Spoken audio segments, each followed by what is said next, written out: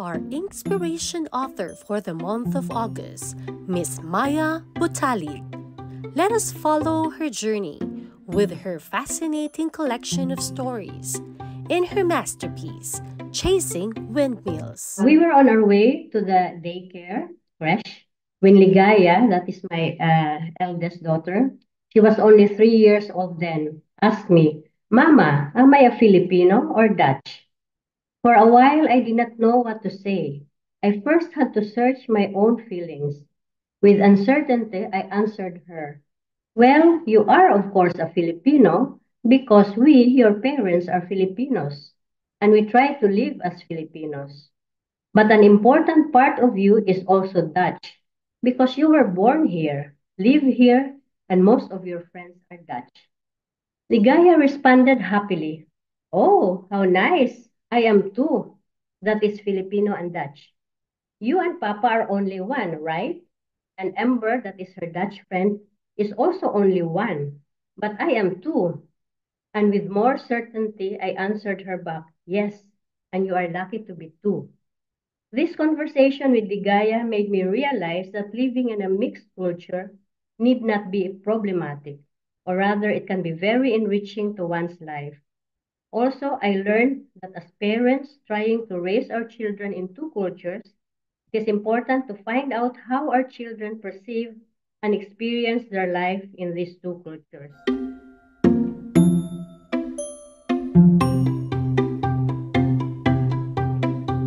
Yeah, I wanted to write about my life experiences, but then I thought it would be difficult to write in chronological order. So I thought of choosing junction points in my life, a start off point, and also as a way to systematize narrating my story.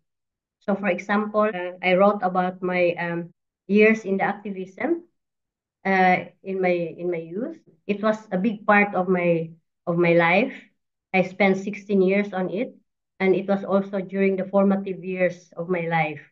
I was a young adult when I started it. Also, being an immigrant for now more than 40 years, it had something to do with the evolving of my identity as a Filipino, as an immigrant, and I think many Filipino immigrants can relate to that because the things I touch on my book are also things which concerns a lot of Filipino immigrants, and where they are also struggling in any point of their life. So I thought that would be interesting.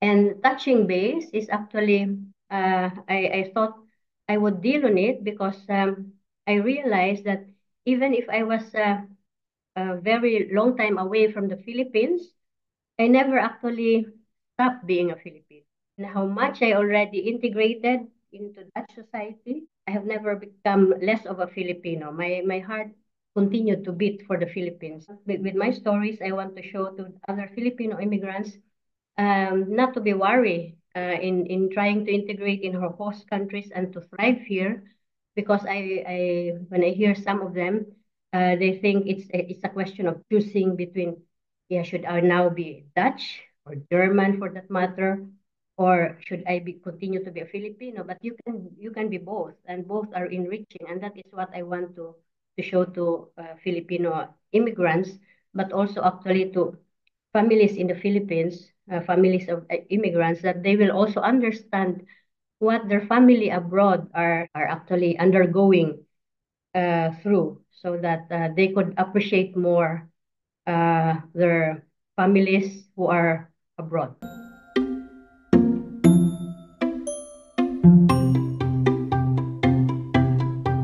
I wrote about activism, of course, because it's an important part of my life. Pero I think, and I hope that this will also resonate to the young generation now in the Philippines, because the story I'm telling about martial law, how one got involved in the struggle for justice and democracy, how it was to be an activist during martial law, you could not find that in textbooks.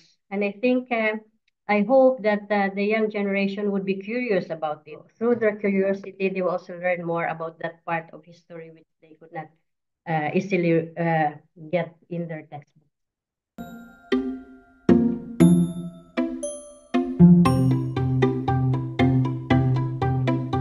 character of that book is Don Quixote, who tried to quest for goodness and nobility, where he jousted with windmills, thinking they were giants. So for me, my windmills are the challenges in my life. I want to also say that we all have challenges, big challenges, especially the big challenges in which they seem to be insurmountable. But if you face it correctly with an open mind, you will triumph.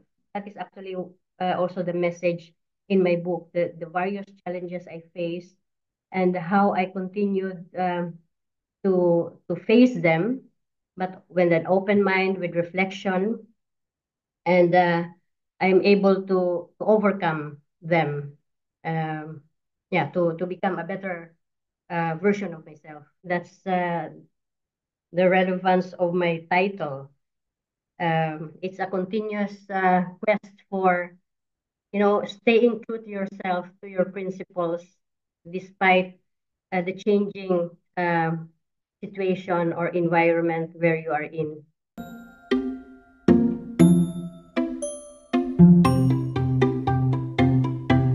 The method of writing I'm choosing, and I chose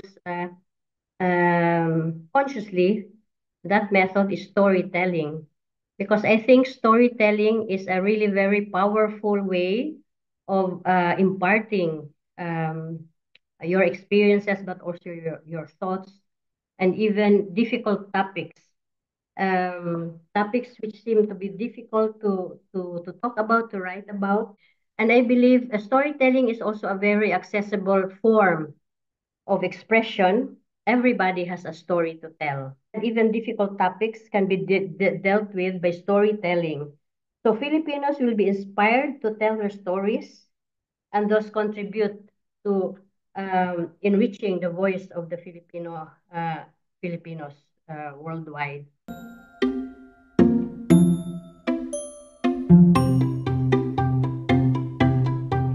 Actually, with my book, I'm trying to organize book talk sessions in the houses of Filipinos. Because with my book, by narrating my story, I would actually also like to inspire them and also motivate them to tell their stories. So in my book talk sessions, I just begin with telling excerpts from my story. And then from there, they also start relating to it with their own stories.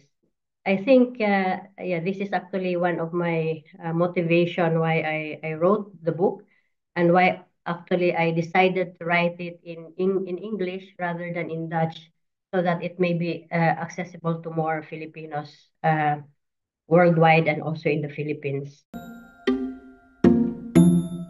We should not be afraid to integrate in the society we are in.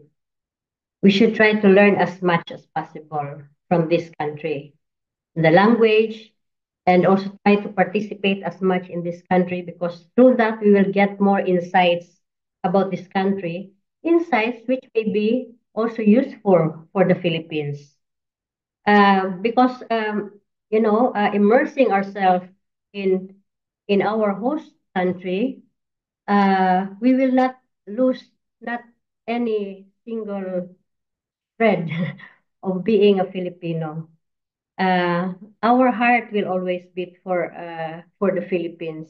And as we immerse ourselves to this host country, to a new culture, we will look at it always from a perspective of Filipino.